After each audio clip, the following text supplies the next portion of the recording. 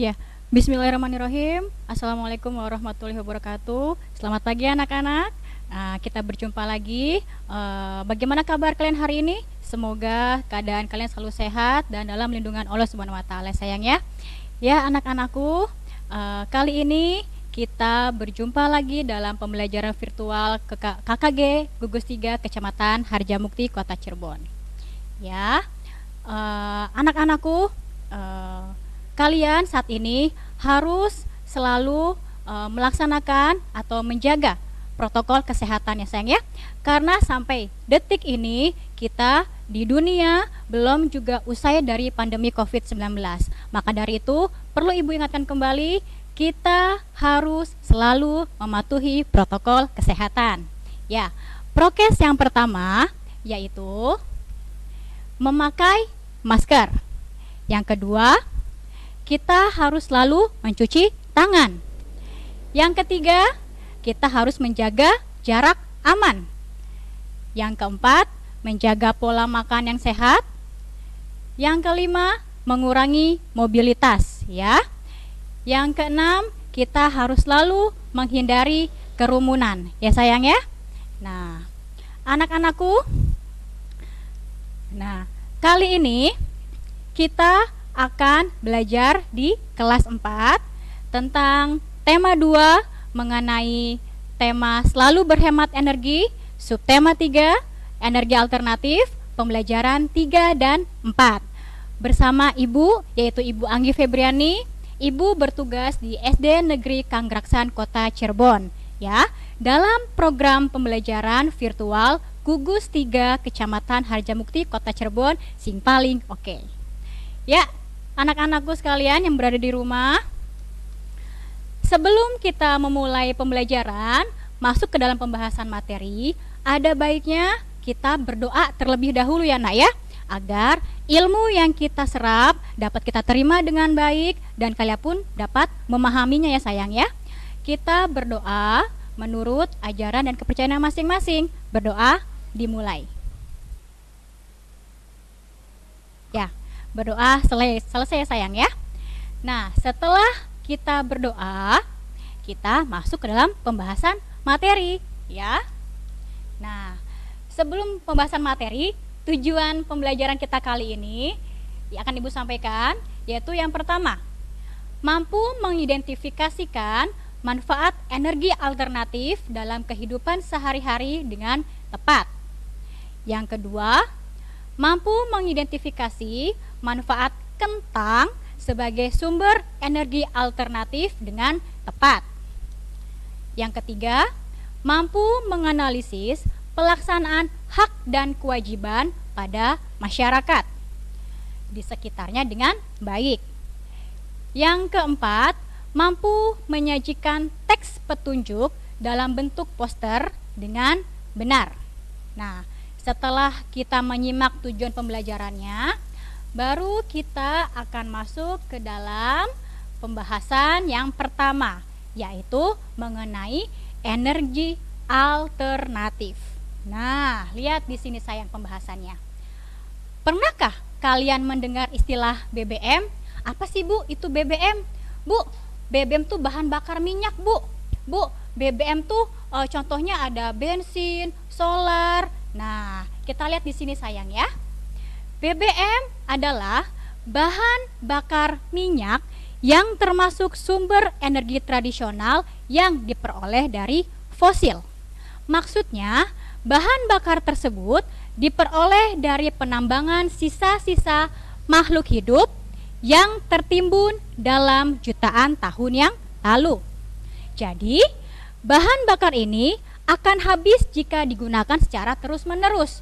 Oleh karena itu, kita membutuhkan sumber daya alam berupa energi alternatif untuk memenuhi kebutuhan kita. Ya sayang ya. Nah, contoh sumber-sumber energi alternatif diantaranya yaitu yang pertama, ada matahari. Nah, yang kedua ada panas bumi. Yang ketiga ada air. Yang keempat itu ada angin. Yang kelima ada gelombang air laut, dan yang keenam itu ada bahan bakar bio. Nah, penjelasannya dari sumber energi alternatif ini, kita mulai dari matahari. Matahari merupakan sumber energi terbesar ya sayang ya di muka bumi ini. Nah, energi radiasi dari sinar matahari itu dapat diubah menjadi energi panas dan energi listrik. Energi panas dapat dihasilkan dan digunakan untuk kehidupan kita sehari-hari. Contohnya kita bisa memanaskan ruangan, menjemur pakaian, mengeringkan ikan asin misalkan yang ada di laut, pinggir laut yang tinggal di daerah pesisir ya sayang ya, dan keperluan lain-lainnya. Nah, tanpa adanya sinar matahari, pasti dunia ini akan menjadi gelap ya sayang ya. Maka dari itu, matahari merupakan sumber energi terbesar di muka bumi kita. Yang kedua, panas bumi. Energi panas bumi adalah energi yang dihasilkan oleh magma di dalam perut bumi. Energi panas bumi juga dapat disebut dengan sebutan geotermal. Yang ketiga, ada sumber energi alternatif air. Air berasal dari arus air yang sangat deras. Air yang jatuh dari bagian atas bendungan akan menghasilkan arus yang sangat deras. Keadaan ini dapat dimanfaatkan untuk menggerakkan turbin yang memutar generator. Generator yang berputar itu dapat menghasilkan arus listrik yang berguna bagi kehidupan kita. Yang keempat ada angin. Angin adalah gerakan udara di permukaan bumi yang terjadi karena tekanan udara. Saat ini, energi angin digunakan untuk menghasilkan energi listrik melalui alat yang disebut dengan aerogenerator. Angin yang besar akan memutar baling-baling pada kincir angin sehingga menghasilkan listrik. Yang kelima, sumber energi alternatif berupa gelombang air laut.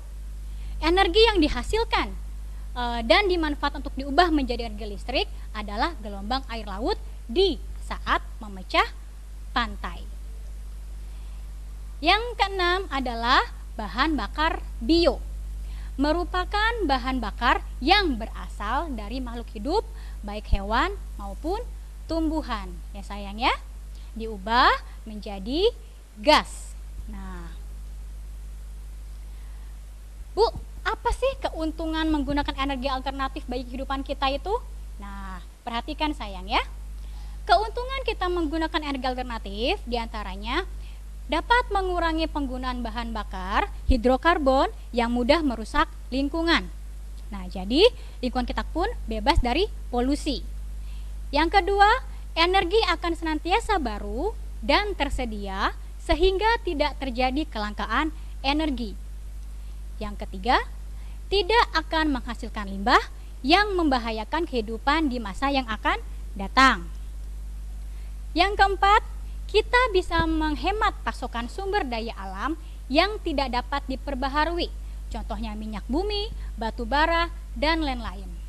Kesimpulannya, jadi sumber energi alternatif itu merupakan salah satu cara untuk menghemat pasokan sumber daya alam. Tetapi pada saat ini, sumber energi alternatif itu tidak bisa diandalkan 100% anak ya. Kenapa Bu? Karena energi alternatif pun tergantung pada alamnya. Nah, sekarang lihat dalam tampilan berikut. Dalam kegiatan sehari-hari, kita banyak sekali memanfaatkan energi listrik. Pasti. Adakah atau apakah ada energi alternatif sebagai pengganti energi listrik? Nah, tahukah kalian di rumah bahwa kentang merupakan salah satu sayuran yang dapat digunakan sebagai sumber energi listrik atau sebagai sumber energi alternatif yang dapat menghasilkan energi listrik. Selain dimanfaatkan sebagai sayuran atau makanan pokok, kentang juga dapat digunakan sebagai sumber energi alternatif untuk menghasilkan listrik. Nah, kita lihat di sini, Ibu punya sebuah video, coba kalian saksikan ya saya. membuat energi listrik dari kentang. Assalamualaikum, hai teman-teman. Hari ini Gama akan melakukan percobaan tentang energi listrik menggunakan kentang. Bahan dan alat yang diperlukan antara lain kentang, paku, koin, kabel dan penjepit buaya, dan lampu LED. Langkah yang pertama, kita masukkan koin dan paku ke dalam kentang. Masing-masing kentang berisi 1 koin dan 1 paku.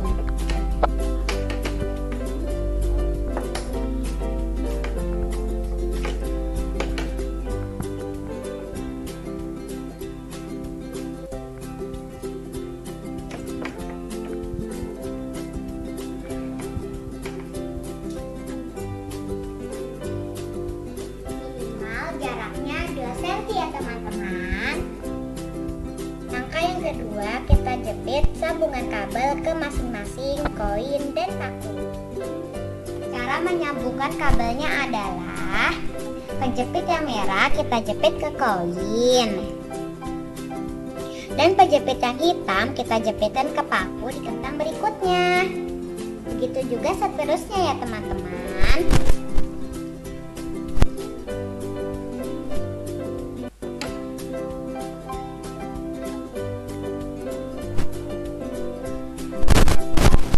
Dan yang terakhir kita jepitkan ke lampu LED.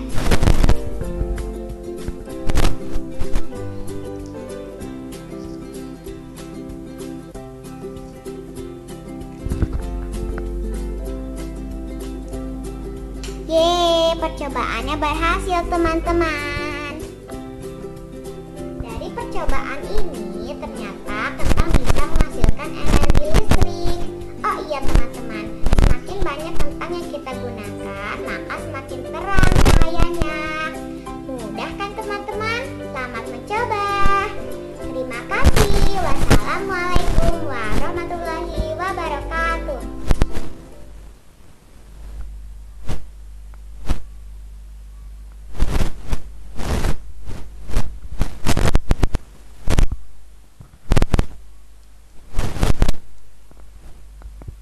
Ya, tadi kalian sudah menyaksikan tayangan video tentang sayuran kentang yang dapat diubah menjadi sumber energi alternatif di arus listrik ya sayang ya. Nah, dari percobaan di atas, Ibu akan menanyakan beberapa pertanyaan yang dapat kalian jawab. Ya, pertanyaan pertama, apakah kentang dapat digunakan sebagai energi alternatif? Ya sayang, jawabannya adalah ya. Kentang dapat digunakan sebagai energi alternatif. Nah, pertanyaan kedua, apakah penggunaan energi alternatif bisa mengurangi kerusakan lingkungan? Jawabannya, ya. Energi alternatif juga dapat mengurangi kerusakan lingkungan. Karena energi alternatif merupakan energi ramah lingkungan. Yang ketiga, apakah yang bisa kita lakukan untuk mengurangi kerusakan lingkungan? Untuk mengurangi kerusakan lingkungan, kita dapat menggunakan energi alternatif. Ya nak ya?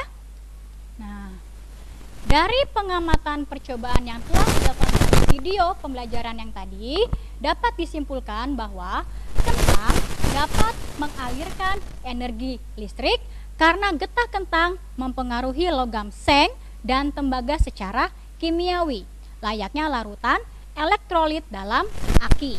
Nanti kalian bisa coba melakukan percobaan di rumah sayang ya. Nah, kalian sebelumnya juga telah mengamati tentang hak dan kewajiban kita sebagai warga masyarakat dalam penggunaan energi. Tentunya kita harus hemat energi agar tidak membuang-buang energi secara percuma ya, baik itu energi listrik maupun energi minyak bumi. Energi yang ada di bumi lama-kelamaan akan habis jika digunakan oleh manusia secara terus-menerus dan tidak terkontrol. Kita sebagai warga masyarakat memiliki kewajiban untuk menjaga kelestarian energi yang ada serta menggunakannya dengan bijaksana. Nah, berikut Ibu memiliki beberapa contoh alat yang menghasilkan energi listrik. Begitupun ada hak dan kewajiban kita yang harus selalu menjaga untuk menghemat energi tersebut. Apa sih Bu hak kita dalam penggunaan energi salah satu benda ini? Apa nama benda ini, Nak? Ya, benda ini merupakan lampu. Apa hak kita menggunakan lampu? Nah, hak kita itu dari penggunaan lampu kita bisa mendapatkan pencahayaan yang cukup saat lampu itu digunakan. Begitupun ada hak, pasti ada kewajiban yang harus kita lakukan. Apa kewajibannya? Nah, yang pertama kita tentunya harus menghemat listrik yang sudah menjadi hak kita dengan cara dimatikan apabila sudah tidak terpakai. Contoh, kita menyalakan lampu pada saat malam hari. Nah, pada saat siang hari listrik harus kita matikan ya Nak ya, karena diganti oleh sinar matahari. Yang kedua tentunya harus membayar tagihan listrik setiap bulannya, itu merupakan kewajiban kita sebagai warga masyarakat. Yang kedua ada alat elektronik berupa TV. Hak kita apa Bu menggunakan TV? Nah, hak kita yaitu tentu kita dapat menonton acara kesukaan kita ya. Tentunya walaupun kita memiliki hak untuk menonton TV, harus dipilah-pilah ya sayang ya, mana acara yang boleh kita tonton dan mana acara yang belum boleh kita tonton dan tidak boleh kita tonton. Nah, kewajiban kita untuk menonton TV yaitu memilih acara TV yang mendidik, contohnya film kartun dan tayangan edukasi atau tentang pendidikan. Tidak menonton TV hingga larut malam sampai kalian terkantuk-kantuk, besoknya kita berangkat sekolah atau melakukan aktivitas, kita akan bangun kesiangan. Itu tidak boleh ya sayang ya. Pasti ada waktunya untuk menonton TV. Nah, alat elektronik selanjutnya yaitu ada kulkas. Apa Bu hak kita untuk menggunakan kulkas? Nah, hak kita bisa menyimpan makanan dan minuman agar cepat dingin dan supaya tidak basi ya sayang ya. Kewajibannya kita harus membersihkan kulkas secara teratur atau berkala. Nah, matikan kulkas pada saat tertentu. Pada saat kulkas sedang dibersihkan, otomatis kulkas tersebut harus dimatikan, tidak dalam keadaan menyala ya sayang ya. Alat elektronik selanjutnya yaitu ada setrikaan. Nah, pasti kalian di rumah punya setrikaan ya. Apa Bu haknya kita untuk menggunakan setrika? Nah, hak kita yaitu kita bisa membuat baju yang kusut atau lusuh dengan disetrika agar tidak kusut dan terlihat rapi ya sayang ya. Kewajiban kita dengan alat yang satu ini adalah wajib mencabut kabel yang terhubung dengan stop kontak jika sudah tidak terpakai. Lalu kita pun harus mengukur suhu panasnya ya. Selanjutnya ada alat elektronik berupa kipas atau AC. Hak kita dalam menggunakannya yaitu dengan kipas angin atau penggunaan AC, rasa lelah, gerah, ngantuk, panas, dan capek kita akan hilang. Mungkin bahkan bisa ngantuk ya Nak ya, karena saking dinginnya, karena mendapat angin yang cukup sejuk dari alat tersebut. Nah, kewajibannya membersihkan kipas itu maksimal 2 minggu sekali. Nah, menghemat penggunaan listrik pada kipas atau AC, mengukur suhunya pada AC, tidak menyalakan secara terus menerus karena itu bisa menyebabkan pemborosan energi ya sayang ya. Nah, di sini perhatikan gambar berikut. Setiap anggota masyarakat harus melaksanakan kewajibannya dengan baik. Perhatikan gambar berikut.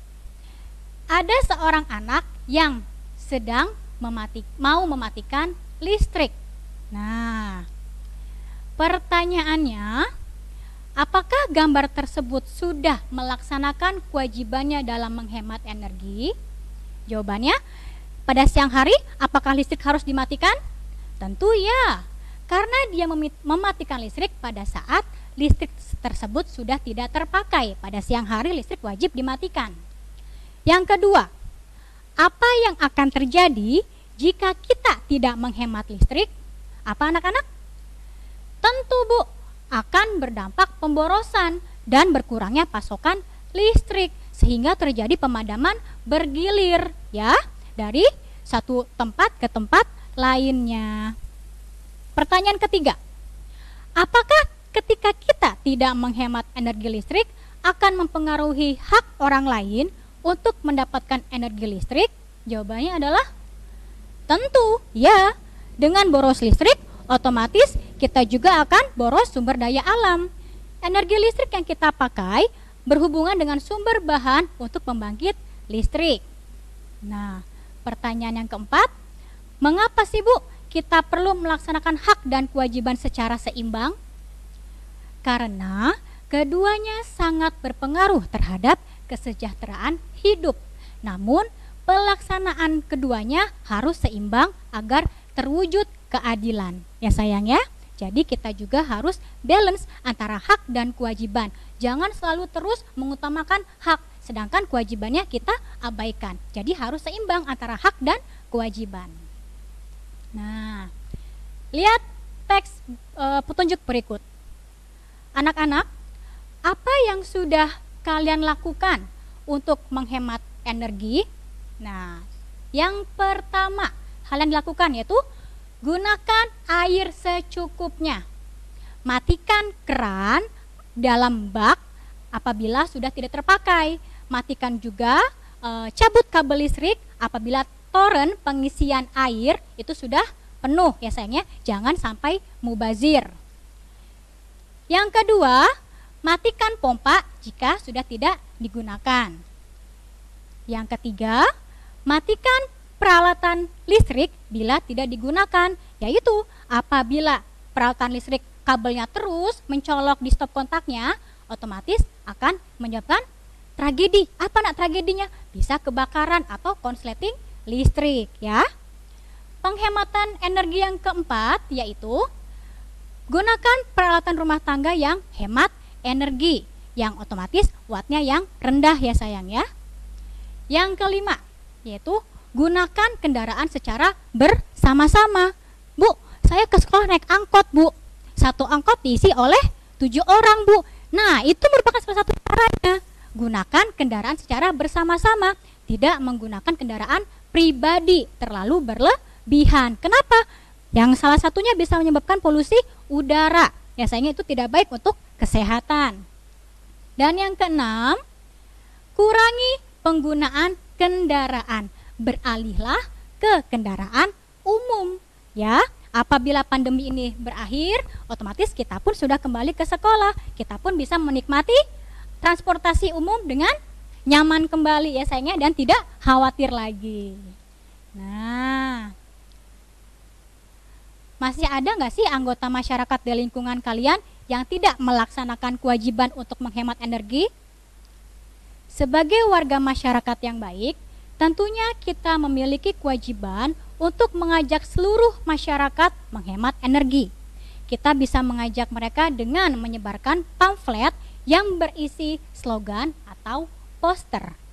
Bu, apa itu Bu slogan? Apa Bu itu poster? Nah, berikut penjelasannya. Slogan merupakan perkataan atau kalimat pendek yang menarik atau mencolok dan mudah diingat untuk memberitahukan sesuatu kepada halayak ramai. Ya, contohnya seperti ini. Buku adalah jendela dunia. Dengan kalimat yang pendek seperti ini, memudahkan masyarakat untuk dapat menalar bahwa buku adalah salah satu alat yang bisa mengubah dunia. Dengan buku kalian bisa mengetahui isi yang ada di dalam dunia ini ya.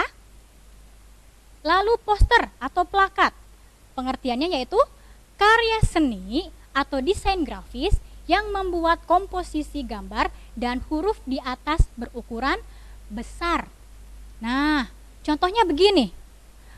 Dilihat dari desainnya yang menarik, warnanya yang menarik, lalu tulisannya pun mudah dipahami. Ada gambar tempat sampah di situ.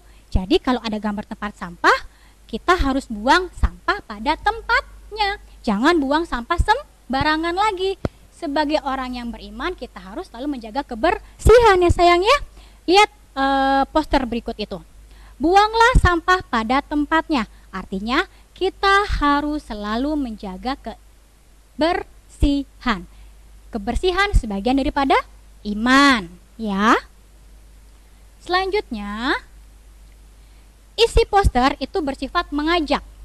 Biasanya dipasang di tempat-tempat yang ramai, seperti sekolah, kantor, pasar, mal, dan tempat-tempat keramaian lainnya.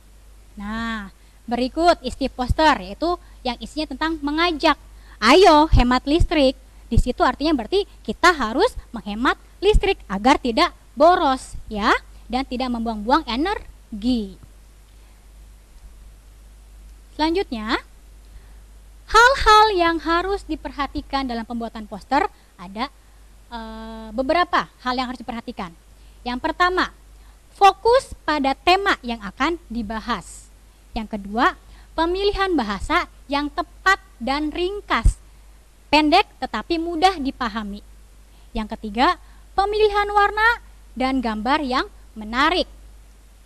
Nah, contoh poster berikut adalah tentang menghemat energi. Dalam poster tersebut, tulisannya hanya menghemat energi, berarti mengajak masyarakat untuk selalu dapat menghemat energi supaya tidak boros ya sayang ya. Nah, anak-anakku, dari pembahasan materi tadi sudah kita bahas bersama-sama. Ada hak dan kewajiban, ada energi alternatif berupa energi listrik yang kita fokuskan pada pembelajaran kali ini. Lalu hak dan kewajiban kita sebagai masyarakat dalam menghemat energi adalah jangan terlalu memboros-boros sumber daya alam yang ada. Otomatis kalau kita boros, sumber daya alam itu akan cepat habis ya sayang ya. Dari pembahasan yang tadi, kesimpulannya yang dapat kita ambil yaitu pertama, siswa mampu mengidentifikasikan manfaat energi listrik dalam kehidupan sehari-hari dengan baik. Yang kedua, siswa mengetahui manfaat lain dari sumber daya kentang, sayuran kentang sebagai sumber energi alternatif yaitu energi listrik dengan tepat. Yang ketiga, siswa mampu menganalisis mengenai hak dan kewajiban pada masyarakat di sekitarnya dengan baik mengenai penghematan energi. Yang keempat, siswa mampu menyajikan teks petunjuk dalam bentuk poster dengan benar. Nah, sayang, setelah kita membahas materi yang tadi, semoga kalian dapat memahaminya dengan baik. Ilmu yang tadi kita sudah pelajari bersama dapat kalian manfaatkan juga dengan baik. Kurang lebihnya Ibu mohon maaf. Akhir kata Ibu ucapkan wabillahi taufik wal hidayah. Wassalamualaikum warahmatullahi wabarakatuh. Tetap jaga kesehatan dan patuhi protokol kesehatan. Ya sayang ya. Assalamualaikum.